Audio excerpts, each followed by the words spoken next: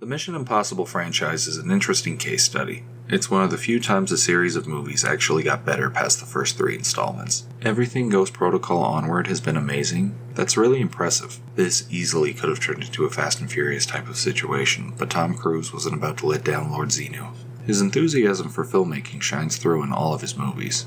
I mean, look at this guy. Having a blast.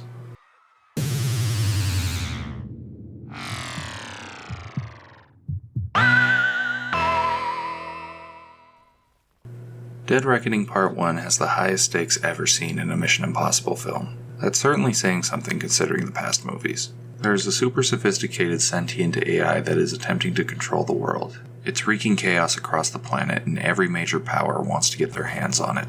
Except for one man.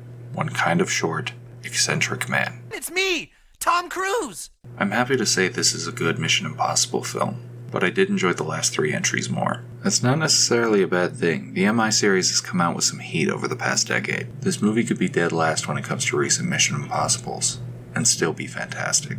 That's precisely what we get here. The action is just as spectacular as one can expect from a Mission Impossible film. I have to give it up to Tom Cruise for his performance and his continued dedication to practical effect filmmaking. Sure, there's a lot of CGI in this movie, but a hefty amount of what you're seeing is also practical, which is fantastic because it adds a layer of grit to an exceptionally cheesy film. I do have to address that, this is one of the cornier entries of the franchise. There were a few dialogue choices that had my eyes rolling. Nothing to the level of flaming doves, but it was definitely riding the Gouda. There's this exposition dump close to the start of the film that is one of the worst things I've seen all year. About 5 people take turns presenting a multi-paragraph speech, and they alternate sentences. It came off like a middle school group project, which is not good because this meeting I'm referring to is supposed to be one of the most important in United States history. For fuck's sake, have one person present and then anything that's missed can be covered by anyone else that's in the room.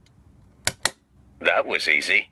I digress. As I said, the film is excellent, and most of the previous cast has returned for another outing. These actors have impeccable chemistry with one another, so anytime I get to watch them interact on screen, I'm happy. Simon Pegg, Ving Rhames, and Rebecca Ferguson are just as crucial to this film's success as Mr. Cruise. Their Thetans may not be up to par, but they certainly crush all their performances. Ultimately, Dead Reckoning Part 1 is everything you want in a summer action movie. Funny moments, great set pieces, and high stakes. What else can I ask for? Piss on me, beat. I recommend this one, and I highly recommend seeing it on a big screen. Movies are becoming more and more sterile in their creation, so it's refreshing to see this type of care taken with a Hollywood project. I can see the passion in every frame. Even when it doesn't hit, the passion comes through, and I respect the hell out of that. Thank you to the cast and crew who worked on this, and thank you for watching.